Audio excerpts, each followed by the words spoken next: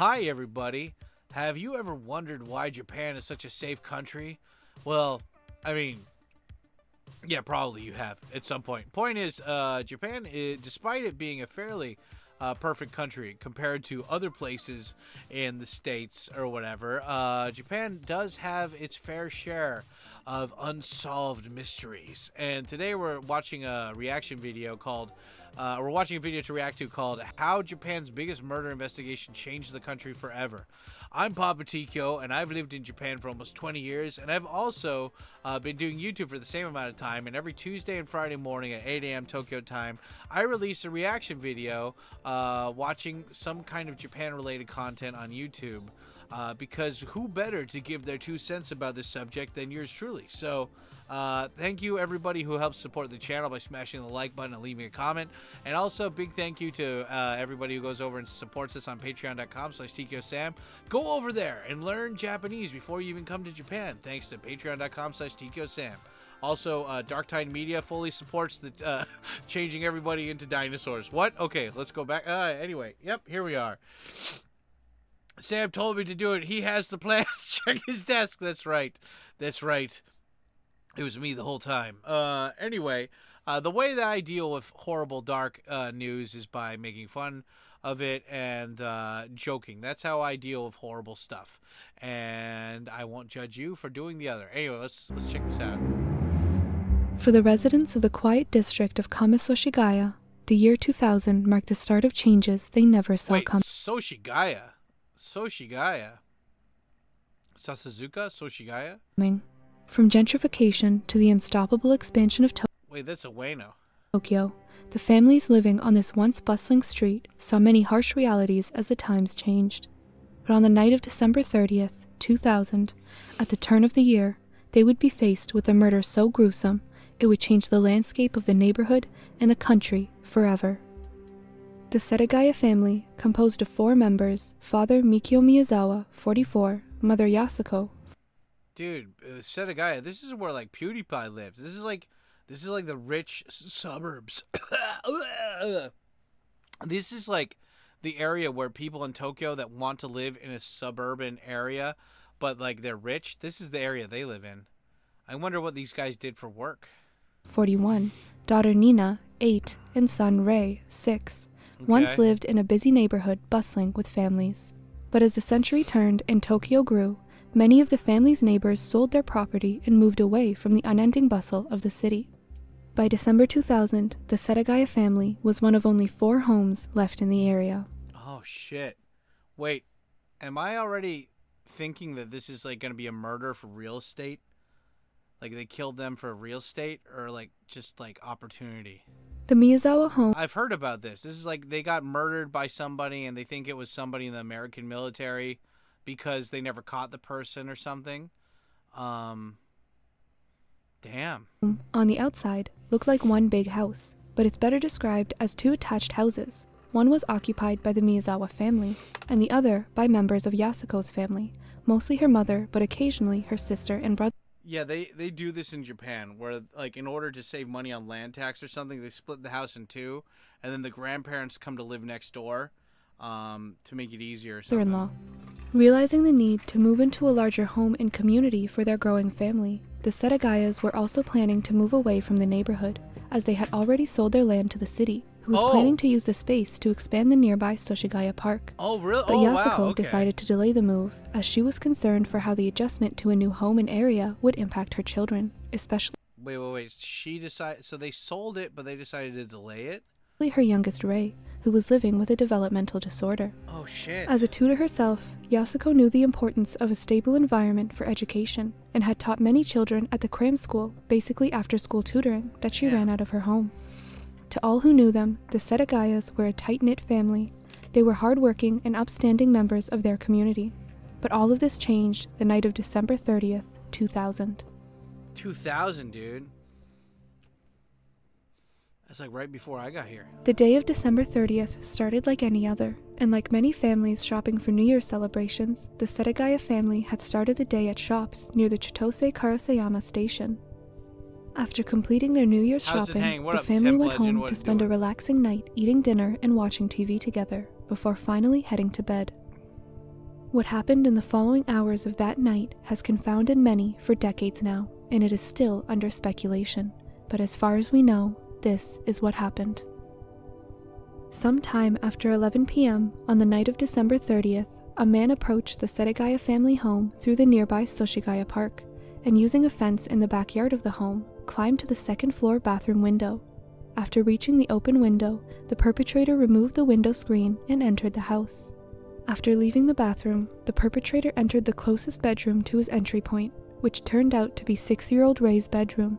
And while Ray was sleeping alone in his bed, the perpetrator strangled Ray to death and left his body in bed. Ray was the only victim to be strangled.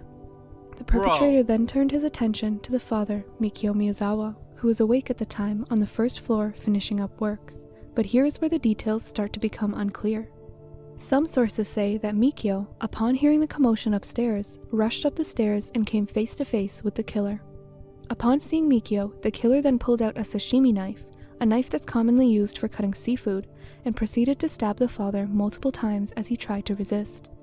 During this fight, some sources state that Mikio fell down the stairs where he eventually died of blood loss as a result of the various stab wounds he sustained.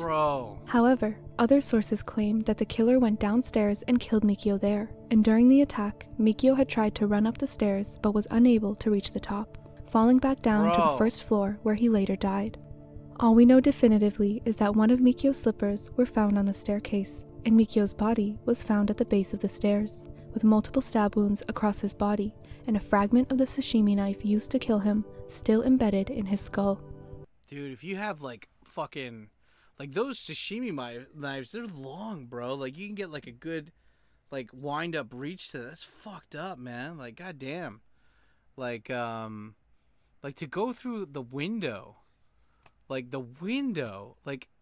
mean, I couldn't imagine this in 2026. Tokyo, there's cameras everywhere. People have phones, so they have cameras in their pockets. There's cameras literally everywhere now in Tokyo. That's how they found when those guys tipped over that truck in Shibuya during Halloween. Out of 4,000 people or whatever, that were there, they were able to find them by following them into the train station and following when they got off the train. And then they followed them back to their apartment, and then they arrested them in their apartment.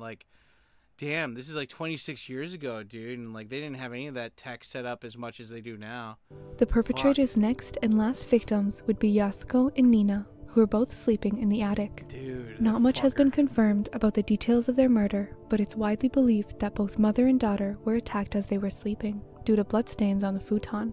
And sometime, either before or during the attack, the perpetrator disposed of his now broken sashimi knife and took a normal Western-style knife from the family's kitchen to complete the murders. During this time, the mother and daughter tried to leave the attic through the foldable ladder that connected the attic to the main house, but were eventually killed. Their bodies were found on the second floor at the top of the stairs, hunched close together. Nina's body was also found to be missing teeth, indicating that she was not only stabbed, but beaten as well. Forensic evidence shows that 8-year-old Nina was the last to die. But what set this murder apart from other cases... There was a murder like this that happened in Saitama a couple years ago. This crazy Peruvian guy who had schizophrenia or something. He went on a stabbing spree. I forgot how many people he killed. But he went to multiple houses and broke in through the windows and just started murdering people. And I think he was Peruvian. I don't know. He was a foreigner. And yeah, dude. And turned it into a media firestorm was not just the murder itself. You have to have balls to kill somebody in Tokyo. Tokyo is the most monitored city out of all Japan. If you go to the countryside and kill someone, more than likely you'll get away with it because those places are they barely have any police. They're not monitored at all.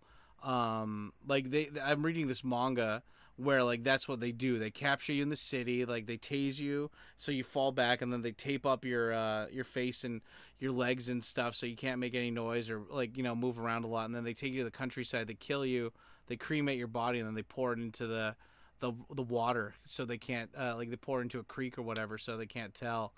And a lot of people don't barely that many people get murdered every year in Japan, but a lot of people go missing. But this is this, like in Japan, when people murder each other, it's usually like a domestic, like a father kills his son kind of thing. It's not really like, oh my God, somebody broke into your house and murdered you. I mean, it is rare. It does happen, but it's rare. But what happened after? After the cold-blooded killing of a family of 4, including 2 children, evidence shows that the perpetrator stayed in the house for at least 2 hours after committing the murder. Now, the exact order of these events is disputed, but the actions of the perpetrator during this time are what later dubbed the case the Goldilocks murder. Now, wouldn't it be great if it's just like you have like God powers for a day? I'm like watching this or something, and I'm just like, hey, Genie, tell me who did that, and then it's like, boom, it just pops up, and like, okay, we got the guy. Genie, where is he? Boom. Okay, Genie, put that guy in all the evidence at the nearest police station. Boom, there you go. And I'm like, yep. There you go, you fuck. Because you got to remember, like, even in America, so many murders go unsolved. And, like, that's one thing that people don't understand. It's like a lot of murders don't get solved. Like, a lot of people get away with murder, like, more than you'd think, you know? But, like, in Japan, it's rare, but most of the time they don't even know somebody's been murdered because they're missing or whatever, right? Shows that the perpetrator calmly walked past the bodies of the family members, headed to the kitchen, and took out a few tubs of ice cream from the fridge, as well as barley tea, and some sources state even some melon, and began eating them only minutes after the crime. There's no DNA Oddly or enough, thumbprints or whatever? the killer did not even use a spoon, but instead squeezed the tubs to push the ice cream to the top, then used his mouth to take bites out of it, leaving saliva and fingerprint evidence all over the kitchen.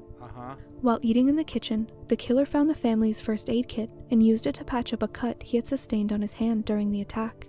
Once he had patched up the wound, he left the bloodied bandages there, conveniently leaving police a blood sample, which they would later find. We need minority After report leaving the style kitchen, police, the perpetrator headed to the storage room on the first floor and rummaged through the family's documents before pulling out a drawer of them and taking them to the second floor bathroom, where he dumped them into the bathtub.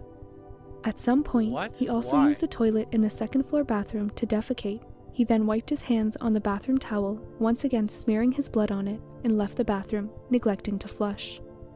Some sources say that the killer proceeded to take a nap on the family sofa after. How is it they don't have any DNA? Like, that's so much DNA that he left there. After this, but this is a point that has been disputed. What we do know is that at some point, the killer had decided to remove his jacket, hat, shirt, and scarf, and left behind all of these items, as well as 2 handkerchiefs, a fanny pack, and a pair of black gloves. Both murder weapons, the sashimi knife the killer brought with him, as well as the kitchen knife he switched to during the attack, were also left at the scene. You gotta remember, this is before Japan started fingerprinting people. Like, it's weird. Like, last time I came back from Japan, they only fingerprinted, like, both of these fingers. But now I think they fingerprint all of your fingerprints. So if you commit a crime and you're a foreigner, and they get your fingerprint from like the crime scene, they can link it up to like the immigration records and stuff. But this is before that happened, though.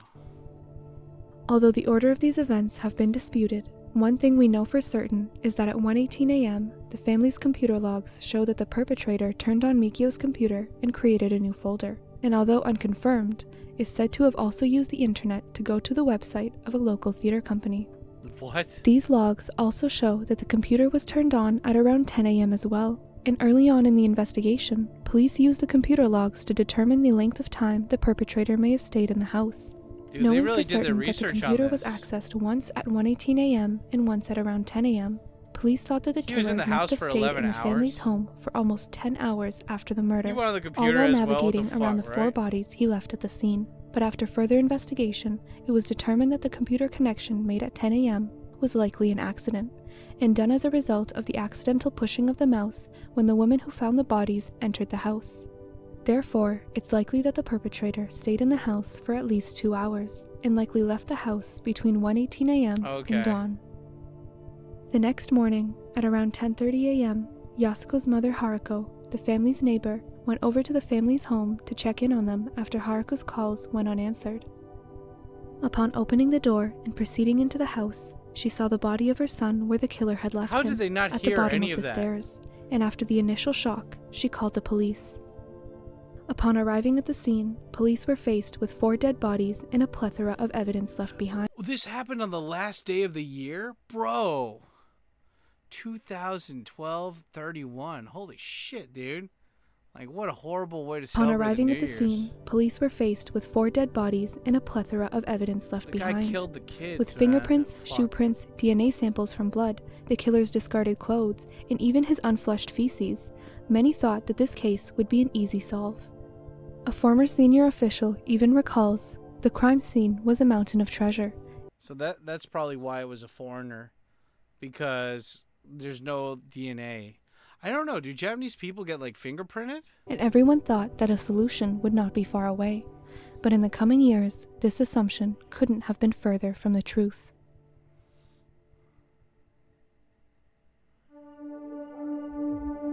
Dude, this is As dark, the nearby man. Seijo Police and later the Tokyo Metropolitan Police arrived on the scene, the first task they were faced with was collecting and processing every piece of evidence left behind. And with the abundance of Dude, evidence that was knowing the present at the Japanese scene, cops, they probably this fucked proved up to the be crime no easy scene. task.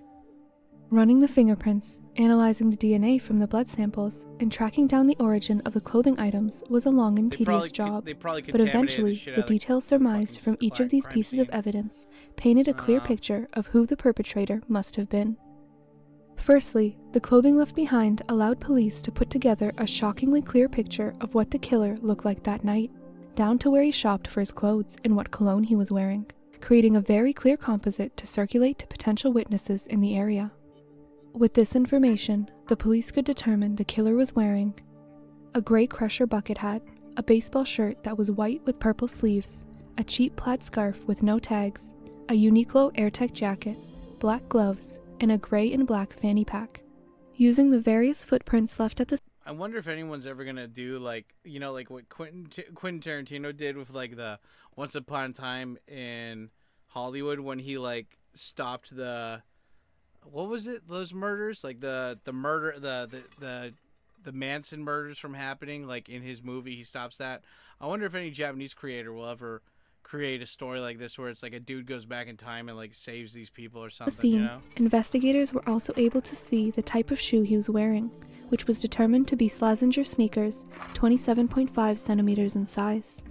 Putting all this information together, a Slazenger. composite of the killer's clothing could be made. Now, with a very clear picture of what the killer's clothes must have looked like, the police turned their attention to the murder weapon and DNA evidence at the scene. Yeah, it's One of the sashimi most knives. critical pieces of evidence needed to crack most murder cases is the presence of DNA from the perpetrator, and the killer Gary Ridgway, known as the Green River Killer, had killed around 50 people. Holy shit. 50 people. Between 1982 and 1990. 50 people? I never heard of this guy. He was arrested in 2001 after samples of his hair and saliva were subject to DNA profiling. Kirk Bloodworth was wrongfully convicted in 1985 for the murder. 1993, the victim's shorts and autopsy slide, among other things, were tested again. Wow. Yeah, damn, dude. of the Miyazawa family left swaths of it I at haven't the heard scene. that. I've never even heard From of that. saliva brand. to hair to blood to feces, the DNA makeup for the killer was all over the house. But while this might have been especially exciting for investigators outside Japan, Japanese laws around handling DNA are very strict. In his podcast about the case, investigative journalist Nicholas Obregon interviews various police officers in Japan and discovers that all the DNA that was taken Wait. This guy actually interviewed police officers? Wait, let's screenshot that. Faceless. Nick Obregon. In the groundbreaking new podcast, Faceless, follows Nick's Obregon. Okay. interviews various police officers in Japan Gotta check and that out discovers later. that all the DNA that was taken and tested from the crime scene was done by an internal department that cannot release information about the results of the DNA tests. This aligns with Japan's personal information laws. You know, it's good and bad. It's bad because they won't do it, but it's good to know that there's a lot of police officers that are corrupt in Japan. So if you blackmail or bribe the right one, they'll release it. You know, I'm surprised no cop did that just out of spite for the police. Yeah, they made test That rackets. restricts the Okay. sharing of personal information without consent from the individual themselves. Consent. So everything in this video about DNA tests or the DNA makeup of the killer was information that was leaked to the press. Oh, it was leaked. Good. After They did thorough leak analysis of all this evidence, investigators initially determined that the killer must have been between the ages of 15 and 35, as he needed to be athletic. Like don't they like, isn't there a way to tell, like, DNA test wise if the person is actually Japanese or not? Like DNA, I don't know, Big mapping or enough something? to climb to the second floor window. He was also likely 5'6" or 7 and rather slender, considering the waist belt for the hip bag was 32 inches. The DNA evidence showed that he was a male with type A blood, and his feces proved that his last meal must have consisted of string beans and sesame seeds. String beans and sesame seed. Dude, this is like some police knots snatcher shit. Where he has like Metal Gear, like check the guy's organs to see what he ate last to find out what restaurant to go to. He ate buffalo. Only 2 places in Kobe serve buffalo. Although after running his fingerprints, police found no matches to anyone in their system, Damn. meaning the perpetrator had no previous criminal record. Now it drove... Wait, in America, are you... does everybody have their fingerprints submitted? I don't remember. Like, I thought they did that in school or something. Is that not... like, if you fly on an airplane, now they check your fingerprints if you go into, like, Japan, but I don't know. Of information about what the killer was wearing in his DNA makeup, the police circulated the composite and details around to the public. But as the days and weeks went by, no one could identify who the perpetrator was. In an attempt to stir people's memory, the police even released a document with the highlights of the year and the television programs scheduled for the night of the murder, in a desperate attempt to grant anything that might stir a witness's memory.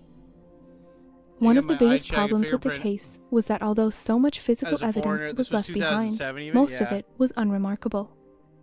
The clothes were all pieces that have had hundreds of units sold and could be bought virtually anywhere. The fingerprint evidence showed no matches in Japan. Each of these clues left the police no closer to determining the movements or the origin of the perpetrator. So he That had, like, is, generic clothes. until 2 items of clothing gave police some much-needed clues in the case. Oh, really? After 9/11, The items in question were the perpetrator's shoes and hip bag. Each of these items revealed a piece of information that narrowed down the nature of the search. Police found that, upon investigating the origin of the shoes, the 27.5 centimeter size of Slazenger sneakers worn by the perpetrator were never sold in Japan, but they were sold in South Korea. Yeah, dude. Again, man, like, it could be, it's probably a foreigner, right? Like, I mean, it has to be, you know? Like, I just don't think a Japanese person would have the balls to pull something like this off. Like, with all the years of conditioning here, you know? Like when you do a crime like this, it has to be, like, out of the norm. Guys, I watch 90s television with crime shows, so I know what I'm talking about. My dinosaur representative scientist that's part of the chat, he'll vouch for me that I do watch 90s TV shows like The Pretender, so I have a pretty good analytical mind. And I'm also watching The Highlander too, which means that I've lived for hundreds of years vicariously through Duncan MacLeod. And yeah, in order to pull off something like this, you either need a lot of planning or you just have to be really ignorant and stupid. Like, you know, most violent crimes are crime of well, most crimes in general, they're like crimes of opportunity, right? So if I feel like if this guy had gone through all this effort to kill them and get away with it, he wouldn't have left so much DNA evidence. Like, this is a guy that wanted to get caught, you know, which is why he left so many things there. And so it makes me feel like this guy wasn't that smart. And the only person who would act impulsively like this would be a foreigner, I think. Like, if I had to gamble, if I had to put a bet on it, you know, I was never fingerprinted when I flew within the U.S. Yeah, it must be going overseas. I think it's overseas. You've seen videos on Issei Sasagami. That's the cannibal guy, right? Yeah. This allowed police to be able to narrow down the pool of suspects by determining that the perpetrator had to have at some point either lived in or visited Korea. Although, as per Korean law, all Koreans over the age of 17, as well as those who visit Korea, must provide their fingerprints upon arrival. Yeah, right. And these fingerprints are held in a national database. Nice. Knowing the shoes were from Korea, the Japanese police collaborated with the Korean government and ran the fingerprints they found at the scene with the fingerprint database. And sure enough, no matches were found, leading the police to yet another dead end. Oh, that sucks. Now, the second piece of clothing that was investigated was the hip bag. And unlike the shoes, this piece of evidence blew the scale of the investigation well out of Japan and landed it all the way in the US. Upon analyzing the contents of the hip bag, the police found grip tape used in skateboards, trace amounts of the popular men's cologne Drakkar Noir in small amounts of sand. Once analyzed, this sand was shown to have not come from Japan at all, but all the way from Los Angeles, California. This completely skewed the police's initial ideas of who the perpetrator may be, and in many ways landed the police back at the drawing board. As time went on and tips flooded in, more and more discoveries were made in the case, each one more confusing than the last. Each of these discoveries shed some new light on the case, sometimes clearing, sometimes convoluting the story even more. For example, early on in the investigation, as police were interviewing people in the area that night, a taxi driver claimed to have picked up 3 men in the area where the attack took place. These men fit the general age and build the perpetrator was thought to have, and the driver even reported that one of the men was injured and left a blood stain on his seat after leaving the car. These men could have been the perpetrators, but the biggest wrench that it cast in the case was that there were 3 of them, when evidence from the house points to the fact that there was likely only one killer involved. It was also discovered through eyewitness statements that the day after the murder, nurses and staff at a medical center in Tobuniko Station, a few hours north of Setagaya, reported talking to a man in his mid-30s who had come to the medical center with a severe injury on his hand. Nurses recalled that this injury was so deep that they could see bone, but regardless of the nurses' questions about the injury, the man refused to tell staff how he got it, making the interaction strange enough for them to report it to police. And the 2 handkerchiefs found at the scene were another point of confusion, as one was intact and the other had a hole cut through the middle of it. Police originally appealed to the public to ask if anyone knew of any reason a handkerchief would be cut this way, and using the responses, detectives determined that the handkerchief with the hole was used to put the knife handle through, a common practice for fishermen cutting large fish like tuna, as this will allow the user to have a better grip on the knife. Although some others have suggested that the handkerchiefs were used this way so as to hold it without leaving fingerprints, and the other handkerchief was used as a mask to cover the killer's face. But why would the killer use a handkerchief to hold the knife when he left his fingerprints all over the house? Yeah, These good discrepancies question. in the case stumped police for years, slowing down their progress and eventually decreasing the likelihood of catching the perpetrator. And even with all the evidence gathered, only a few theories came together.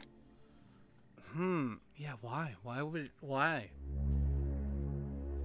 For a family like the Miyazawas, finding a motive for the murder was a near impossible task. As a family, they delayed, like hiring somebody to kill somebody and then leave the country. You would think that they would have more of like a clean way. Like, remember when that guy who was gonna do like whistleblowing for Boeing like killed himself in his truck? Like, come on, dude. Like, you know that, like, he got killed. Same thing with that guy who was going to report on OpenAI got killed, or, like, he killed himself. And, like, that one lady who was, like, that one chick that, like, she stabbed herself 37 times in the back of the head and they called it a suicide. Like, it's clear corruption and all this bullshit, right? So, I mean, these people, they were going to move out, but then they didn't. Like, that's a big, like, that's a good excuse. Like, they want to get the land or something, but, and they're rich, but I don't know. I mean, I don't know. What's the motive? They were very well liked and had no known disputes with anyone else. Yeah, right? And certainly no one who would be led to murder their whole family. Right? With an abundance of evidence and no real suspects, the police were forced to navigate every single tip and avenue that could lead them to a motive or theory. And for a case like this, they started with the usual suspects. The family members or something? Usually, Robbery, in serial cases killer, like these, revenge the killing. first theories revolve around a burglary. Dude, this is so cool. This is like, where's Jakey? Jakey, one of my viewers, Jakey, he's like actually studying criminology or something. He would love this fucking video right now. Yeah, look at that. Like different... to a motive or theory. And for a case like this, they started with the usual suspects. Robbery, serial killer, revenge killing. Damn, dude. Like, you know, when I see videos like this, I want to do like detective work, but then I think about all the people like that guy in the podcast who already probably did a shit ton of detective work on this already. And it's like, what could I bring to the table to even, I mean, it's a 26-year-old murder, you know, but like you know, like you want to solve it because it's unsolved, right? You know? Usually in cases like these, the first... And people who fuck up kids deserve to be tortured, like horribly. Like, but still, it's like robbery, serial killer, but that would imply that he killed other people similarly. robbery. The guy didn't take anything. And revenge killing, I don't know. They were well liked, right? So. Theories revolve around a burglary gone wrong, but there are too many aspects of this case that do not adhere to this theory. Yeah, right. For example, burglars usually will target houses at times in which they know that there will likely be no one home. Yep. So for the killer to attack the Miyazawa home in the evening, when all occupants are sure to be present, is unlikely for a would-be burglar. Not only that, but after breaking into the home, the first thing the perpetrator did was murder the youngest child, someone who posed very little threat. If the perpetrator's goal was simply to steal money, his first move would have been going to the place where money is held. But instead of doing this, the perpetrator's first action was to enter 6-year-old Ray's room, who was still asleep and unlikely to cause any harm, and strangle him to death. Only after murdering the whole family did the killer even attempt to get to a place where valuables were held, and even then, he left most of it in the house or dumped it into the tub. Some sources state that he left with around 150,000 yen, which would be the equivalent of around $1,500, but almost 2,000 more was left behind at the scene, leading police to believe that theft was not his aim. Due to the brutality of the murders and the disregard the perpetrator seemingly had for the evidence left behind, some people believe that this could have been the work of a serial killer or someone with extreme mental issues and homicidal tendencies. Yeah. The support for this theory comes from not only the complete lack of remorse the killer showed after the murder, as he used the family's house like his own while their bodies were still strewn about, but also the fact that the members of the family who seemed to face the worst of the attack were the women. Yasuko's injuries showed that she had fought her attacker until the end, and suffered extreme damage as a result. Nina, being the last to die, showed severe stab wounds, but her injuries revealed that even after death, the perpetrator continued to beat her, leaving her with missing teeth and severe hemorrhaging. Some theorists use this extreme brutality to suggest that the killer could have hated women and targeted his attack on them specifically. Now, apart from burglary and the work of a serial killer, the only motive left to investigate was the possibility of a revenge killing or a grudge. Although, the only roadblock to this theory was that the family was very well liked. Close friends and colleagues told police that Mikio was a congenial man who got on well with everyone, definitely not the sort of person to make enemies, and certainly no one with enough passion to murder them in cold blood. The only dispute that was made to police was an instance a few days before the murder, in which the father of the family, Mikio, made a noise complaint to the local skaters at the skate park behind the family home. One of the most popular theories early on in the case They had a skate park there? Was that due to this complaint, the skaters became irrationally angry with Mikio, and in retaliation, killed his whole family. Admittedly, this theory is very far-fetched, but it did corroborate with the early eyewitness statement from the taxi driver who picked up 3 men shortly after the murder who fit the description of the killer, one of whom had a hand injury when they entered the vehicle. It was thought that these 3 might have been skaters who frequented the skate park, and while one went in to commit the murders, the other 2 stood guard. This theory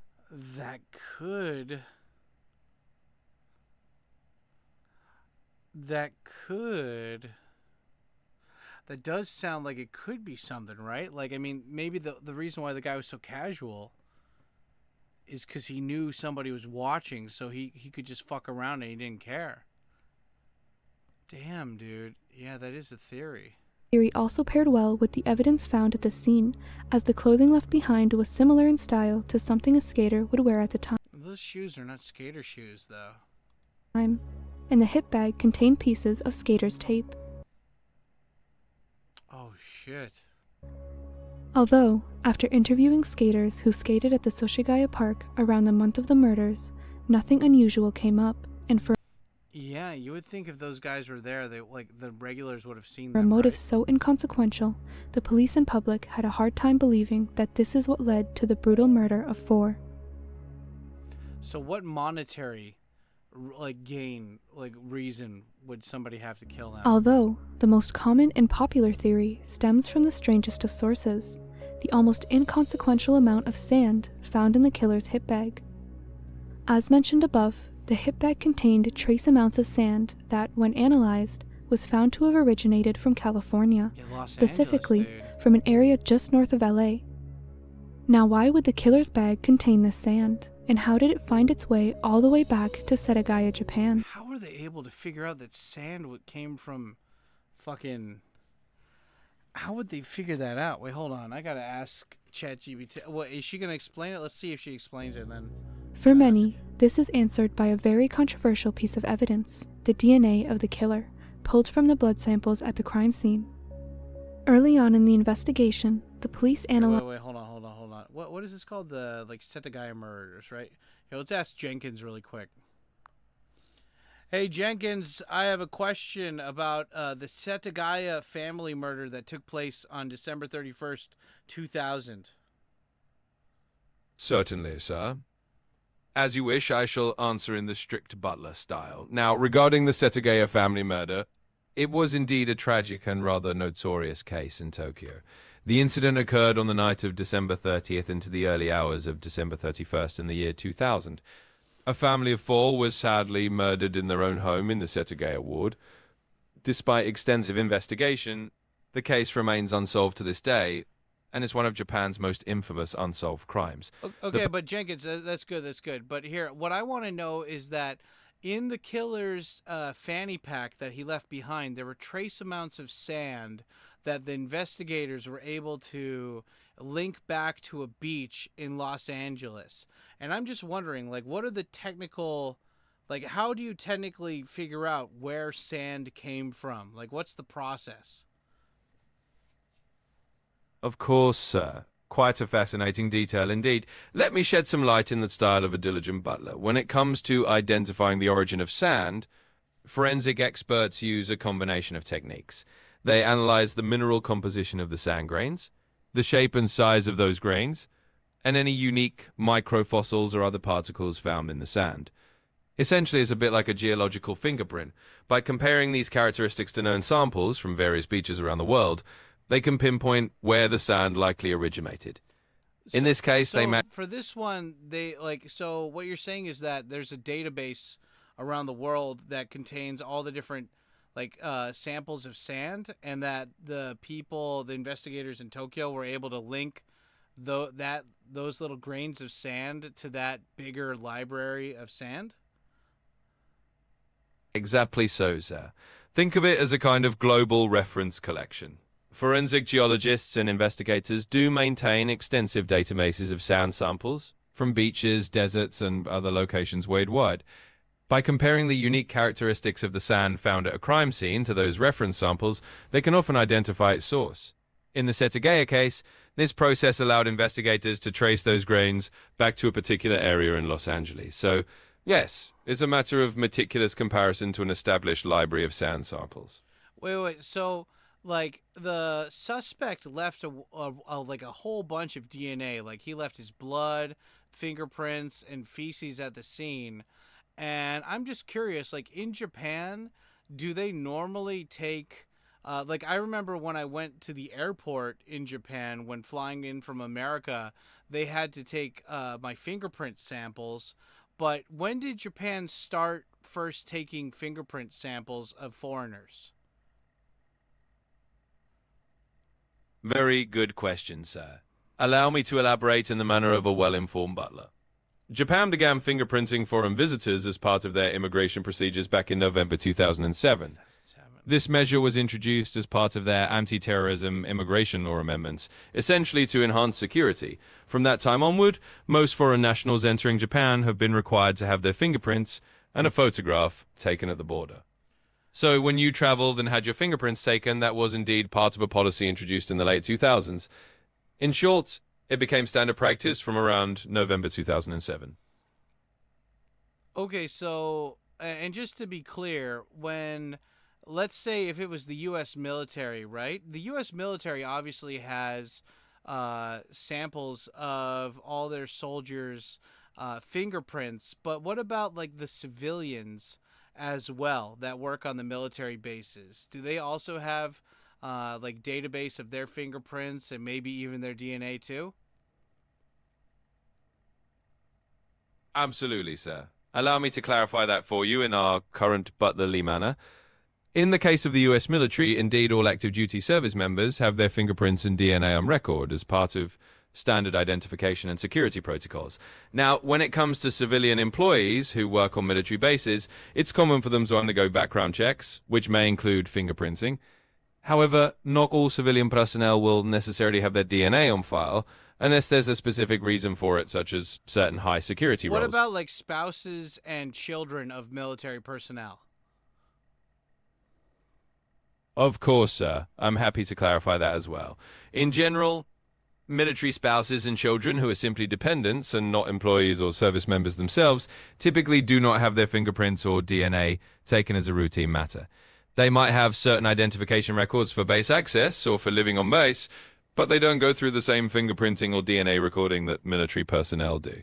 It's largely about the role and the level of security clearance involved. Okay. Yeah, I'm just curious, like, back then, if there was somebody who had committed a murder like this, and like, I mean, just in general, speaking in general terms, when it comes to violent crime in Japan, are there many cases where people just went crazy and went into people's houses and murdered people? I feel like that's very rare for Japanese people to do to other Japanese people in Japan. Indeed, sir, you're quite right in your observation.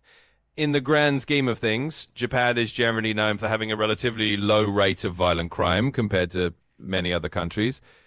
Cases of random home invasions or murders by strangers are indeed quite rare in Japan. The Setagaya family murder was particularly shocking and remains infamous precisely because such incidents are so unusual.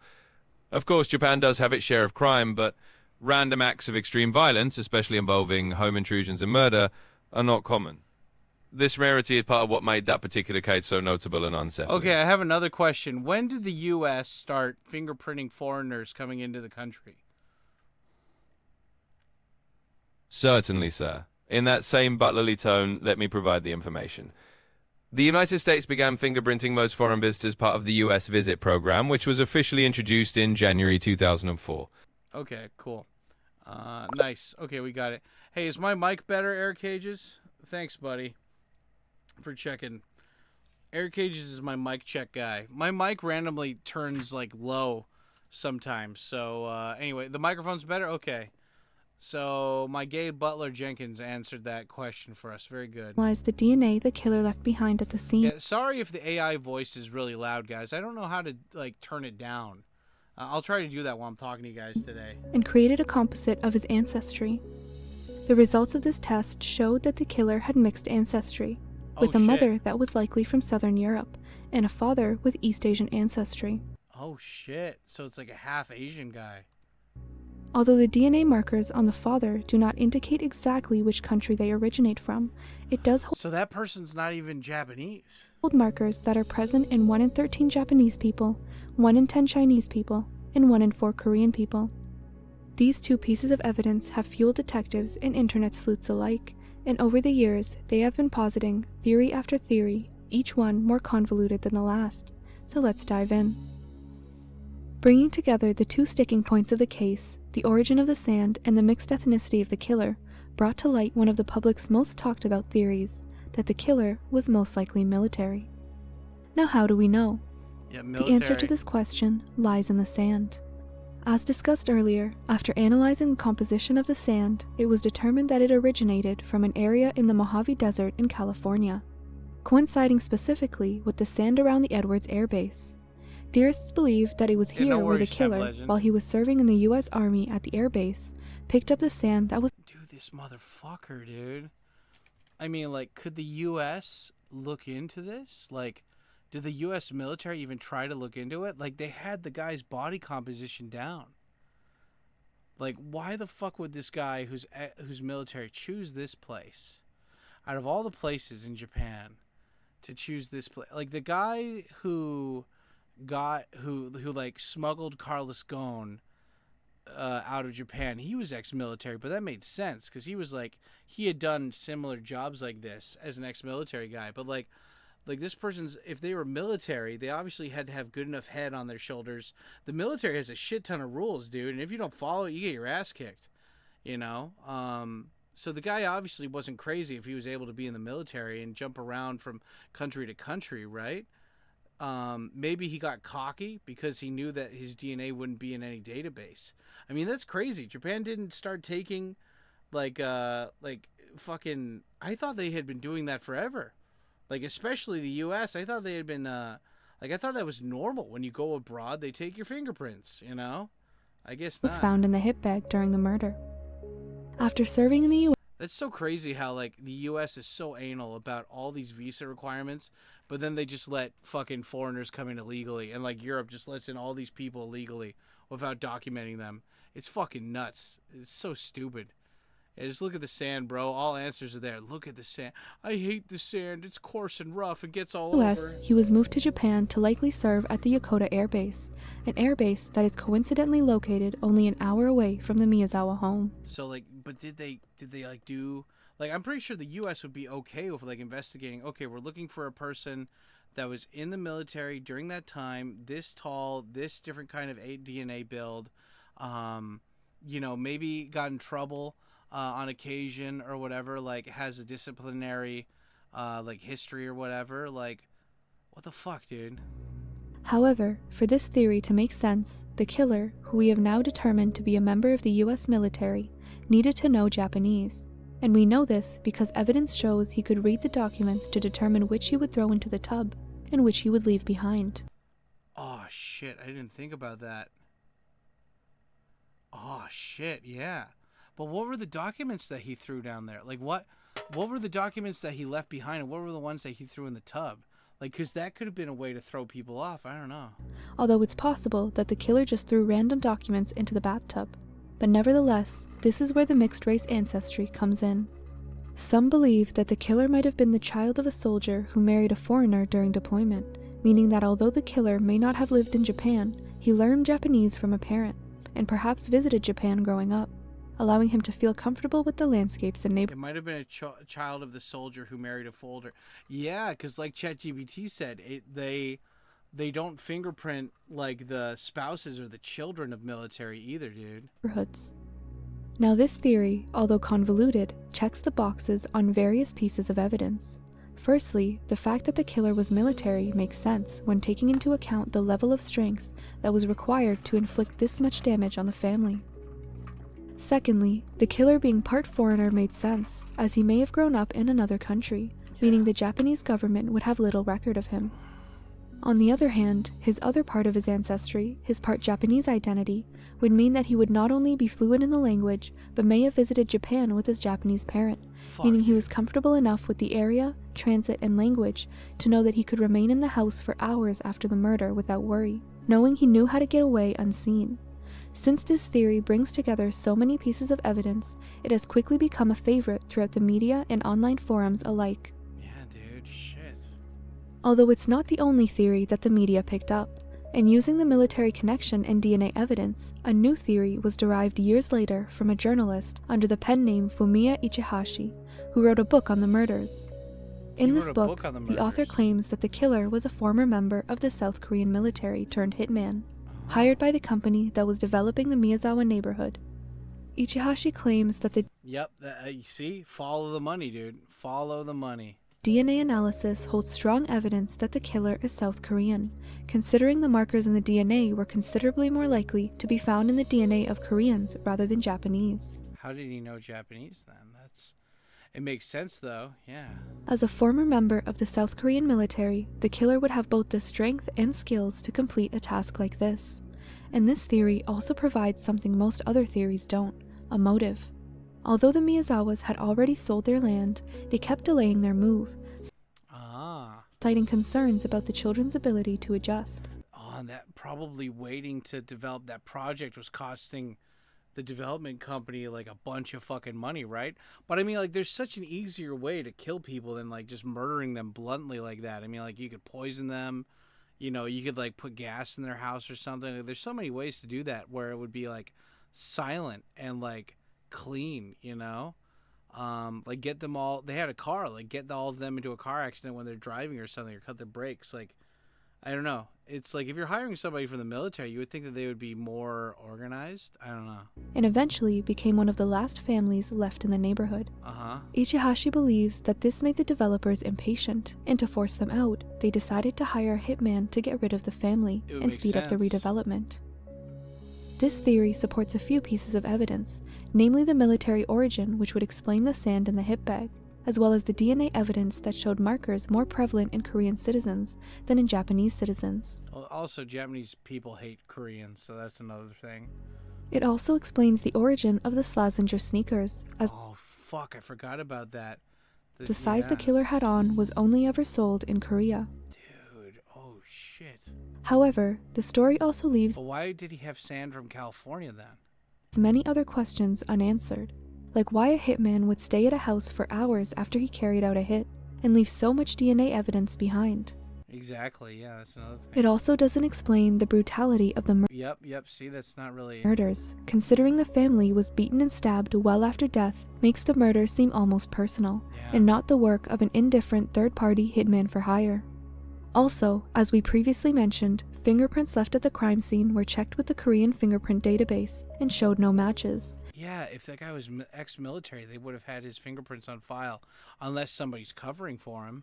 Meaning the killer couldn't have been born in or even visited Korea, or had somehow evaded the legal biometric requirements for years. The last and most far-fetched theory is one that was discussed by the previously mentioned investigative journalist Nicholas Obregon There you go. 2chan killer. on his podcast Faceless. In this theory, he posits that the killer of the Miyazawa family could have been a child or teenager. Oh, he is short, yeah.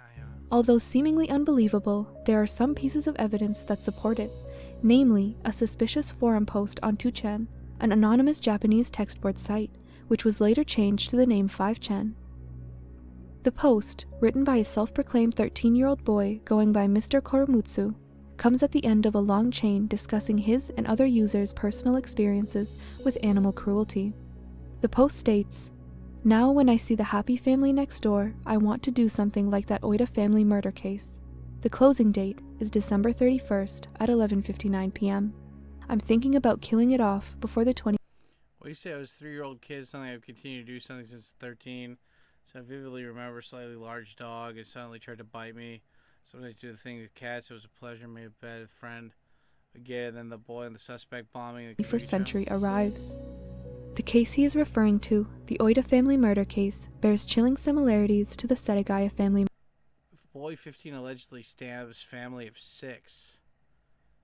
Damn. Okay, when did that happen? That was in Beppu? Like Oita? Oh, Notsu. That's where like Dogen lives, dude. Oh shit. Murder, in which a family is attacked with a knife in their home at night, Dude, what is with this like Resident Evil save room music? This is creepy. leaving 3 dead and 3 in critical condition. Uh-huh. In this case, the perpetrator was found to be a 15-year-old boy. Bro. This murder came at a time when crimes committed by minors were on the rise.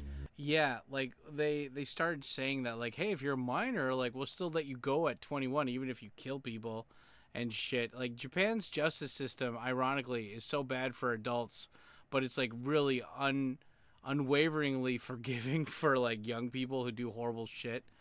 Giving way Well, I mean, there was this boy or what is it? There's this movie in the UK called Boy A or Boy B or something like where it talks about like kids who commit horrible crimes and then vigilante groups who go and kill them and make it look like a suicide.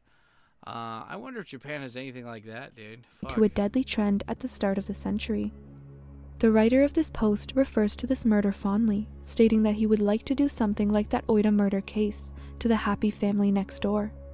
What's more chilling is that the post was made on December 27th, 2000, Dude, only 2 days before the Setagaya family murder. could they backtrace that? Could they find out who posted that? Like on like what is it? I forgot. Like nowadays, like if somebody posts something anonymously, it's not so anonymous. Even if they use a VPN, they have like an ISP, and you need an email to sign up for everything. And like there's still ways for them to find you. I mean, like they do it all the time, right? So even if you make up like a false name or something, you say you're gonna do something, like they'll find you now. That I don't know if they had that like that good of like IT like department back then, but yeah. Now, since the original poster was never identified, there's no way of knowing whether the family next door he was referring to was the Miyazawa family, and there is no confirming whether he is telling the truth in any of his posts or not. That's pretty convenient that that happens right after. I don't know. But nonetheless, this theory is one that has been considered by investigators. Firstly, if the That would explain why he's so small and so short, but it wouldn't explain the sneakers or the sand, though. killer was a child, it's unlikely that he would be present in any fingerprint database, making his fingerprints virtually untraceable. Yeah, that is This true. theory also supports the claim that some people have made that the last meal the killer ate, string beans and sesame seeds, was something of a home-cooked meal, Yeah. commonly one mothers make for their children, implying that the killer could still be living with his mother. But this theory also completely opposes many other pieces of evidence, such as why the sand from the Edwards military base was in his bag, Yeah. or how, as a 13-year-old boy, he had the strength to scale the back wall and kill the whole family in such a brutal way. Most who are familiar with the case usually dismiss this theory altogether. Regardless of validity, many took these theories and ran with it, and with no suspects and no leads, police were forced to consider every story that came their way. Reaching for any scrap of real information, the police even put out a reward of 20 million yen, almost $190,000, for any information leading to the arrest of the killer. This is the largest reward ever offered by the Japanese police, and it resulted in a massive investigation that has lasted for years on end. It was a male Today, K-pop star. the sure. 92-year-old grandmother of the Miyazawa family, Setsuko, is still waiting for answers. She is trapped in grief as she stands at the Chitose entrance of the Chitose Karasuyama. Karasuyama station in Setagaya, Tokyo, handing out flyers in the hopes that even 24 years later, someone may know something that would bring her son's murderer to justice. Since the incident, a police officer from Tokyo PD has been guarding the house 24/7. The path leading to the house is also blocked off. In 2010, Oh wait, so they wouldn't be able to save? Wait. So they just kept that house as like evidence, so they couldn't even use the land afterwards, or what? after the general public had advocated for it, the statute of limitations for murder and other crimes resulting in death was abolished in Japan, meaning the killer can still be put to jail. How was that not a thing up until that point? What the fuck, dude? But after 24 years, 16,000 pieces of evidence, 15,000 tips, and over 250,000 investigators, the largest investigation in Japanese history still remains unsolved.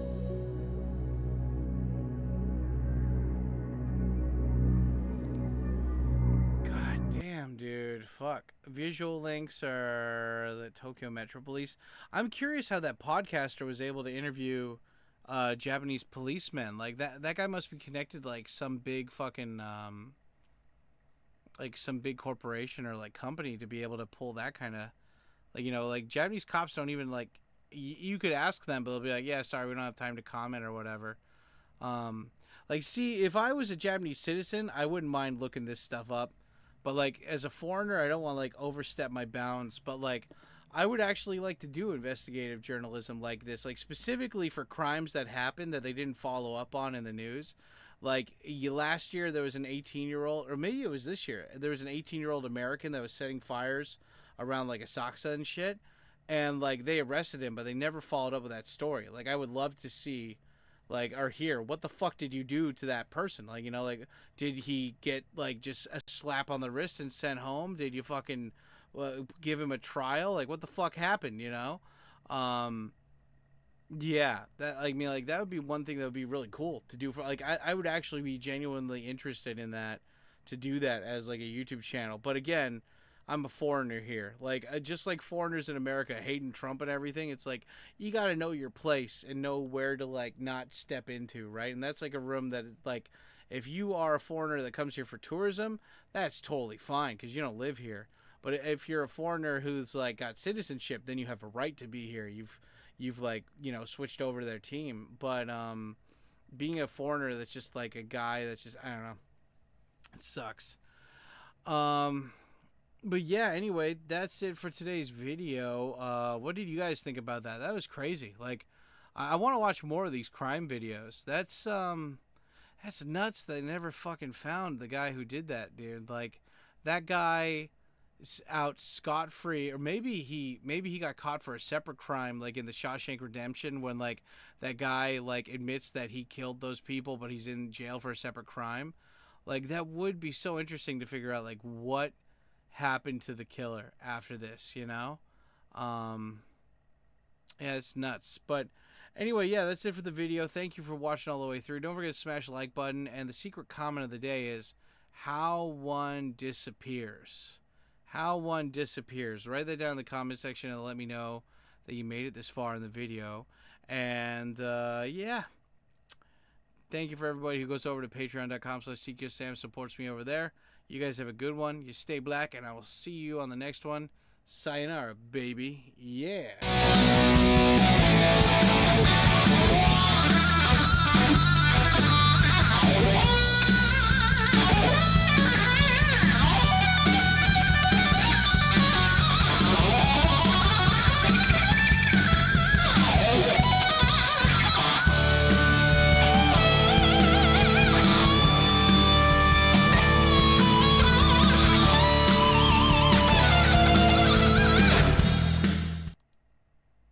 It's time you bit the bullet and started caring about something with all your heart and energy. But you can't care about it if you're always holding yourself back in case it doesn't work out. Yeah, why y'all put cheese on my cheeseburger? I'm sorry, what? Shut your bitch ass